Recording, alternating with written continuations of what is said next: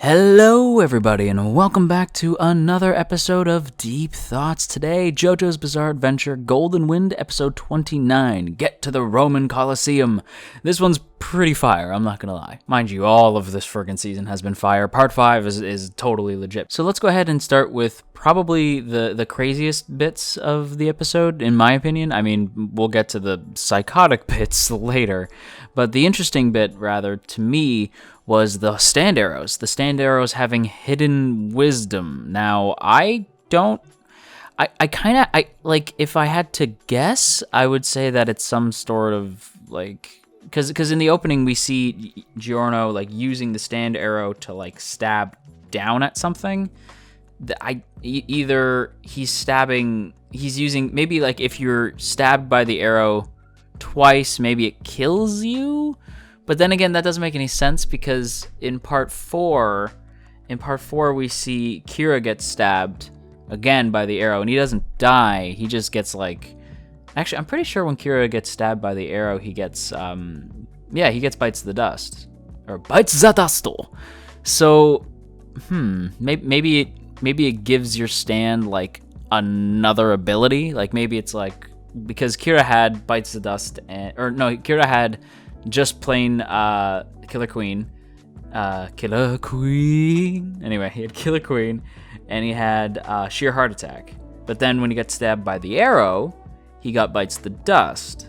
So if I was a betting man, I'd say, because we see Giorno using, like, holding the arrow in the opening, I'm assuming Giorno, maybe he'll stab himself, and which, like, ow. But maybe he'll stab himself and then get a new stand ability. I don't know.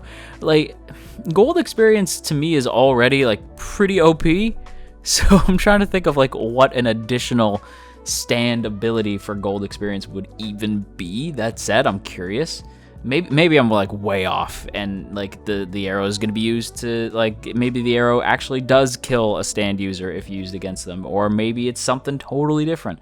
I'm not super sure. I do ask, though, that manga readers don't tell me. I don't mind folks saying, like, you're warm or you're cold, but don't tell me, like, either that, like, oh yeah, no, you're totally right, or oh no, dude, it's actually this. Like, don't do that. But like, I don't mind manga readers being like, oh, you're kind of warm, or oh, you're kind of cold. You manga readers have been absolutely brilliant, though. So, like, when it comes to spoilers, so I have no concern really about that. I know you guys won't really spoil me or anybody in the comments. If you do, I do ask that you put a spoiler tag.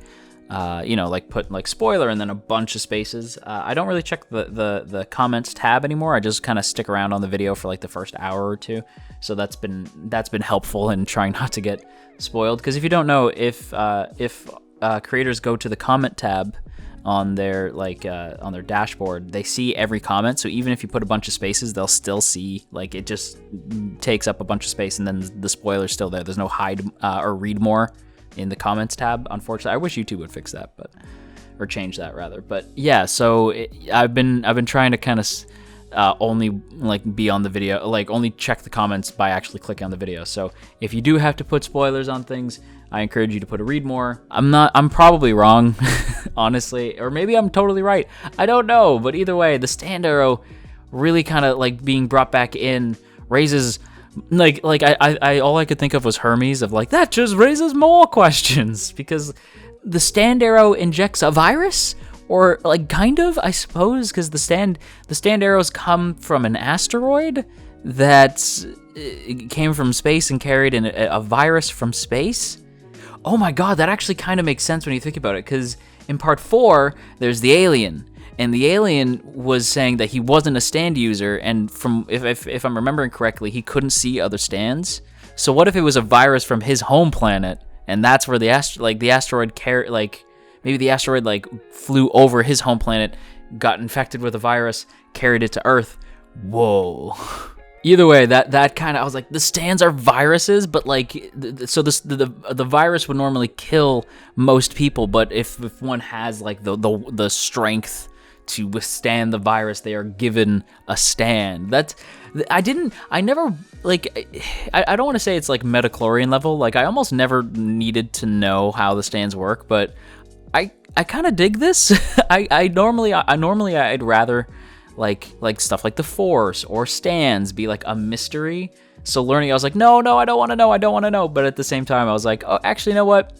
I can kind of dig that. And also, I really dig seeing, like, when they were explaining, like, that's how the stand arrows work. Like, it's a virus, but it, like, as though it were gifting, rewarding those who can withstand the virus. They are given a new life ability, and it's the stand. And when the voices over the computer was explaining that to our group, you see the part 3 guys, like, you see the Stardust Crusaders. I was like, what? That was really neat. I like that they tied it in. I liked seeing McCrew again. Me personally, I probably wouldn't trust the dude over the computer. I mean, like, I can't. I have a hard time being like, no, this dude this dude doesn't seem on the level. Because it's like, okay, well, why can't you just tell them your name? Like, why can't you just like explain what's going on? Like, why couldn't you just, instead of saying like, the stand arrow is the key, but I can't tell you what happens, I can only tell one of you when you get here. It's like, okay, that's vaguely fishy.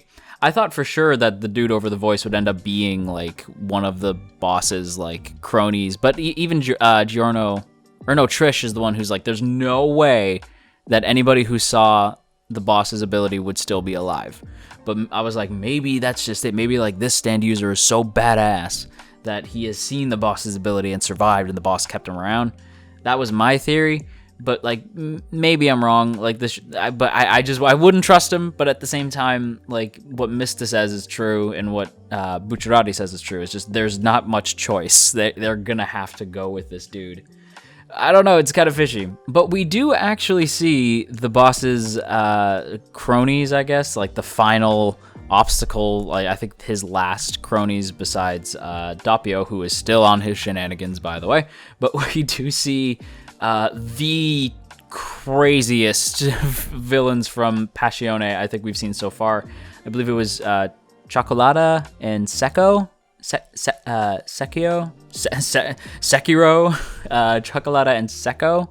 I think that's their names. All I know is the Cioccolata's stand name is Green Day, which makes me very happy because I'm a big Green Day fan. More early Green Day than later Green Day, but seeing any reference to Green Day at all was pretty dope. I'm pretty happy with that. Their backstory is crazy. The stand ability is gross, and Cioccolata is gross as just a monster of a person. So that really was disturbing.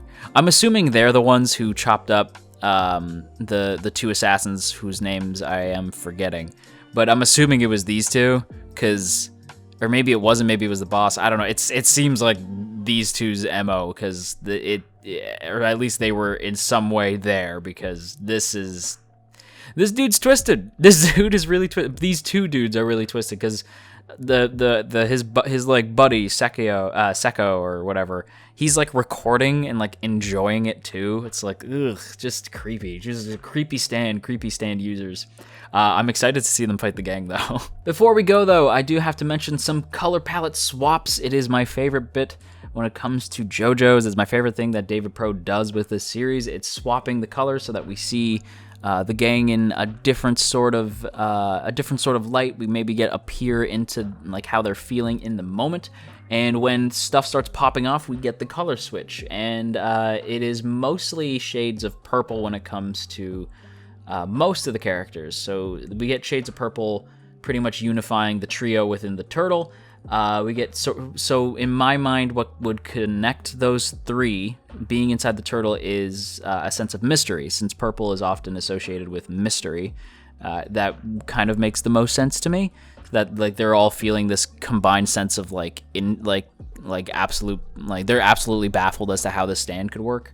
Like, so it's trying to figure out the mystery of what's going on. It's a scary sort of moment. So of course they would be kind of, their palettes would swap to purple. Trish is completely purple, whereas Giorno and Bucciarati have accents of different colors. Like Giorno has a sort of burgundy, almost sort of like a light, I don't want to say burgundy, more of like a lighter red kind of color, sort of denoting his passion, like his drive to solve whatever the problem is at the moment. And Giorno in general is a very passionate dude, so I feel like that sort of denotes his passion to solve the stand battle. Bucciarati having that touch of green could show his either his jealousy of Giorno solving the case, maybe taking charge. I doubt that. To me, it seemed more of a sort of him showing his, like, because he's mostly purple, mostly confused, but he still has these like light green patches where the zippers normally are.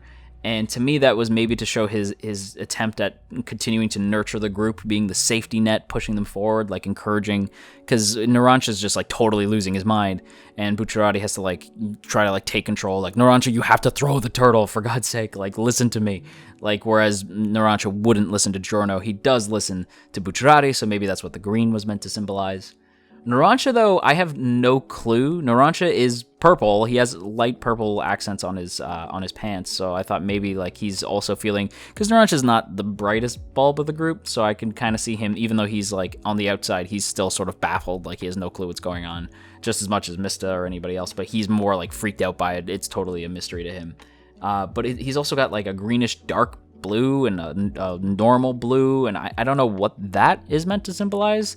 I'd love to hear your guys' thoughts on that. Narancia sort of confused me on this one, so I'm actually stumped by this one, David Pro. You got me. And Mista being white with blue accents could be meant to show his pure-hearted trust in the team, since white is often used to symbolize sort of purity, and blue is often kind of associated with trust.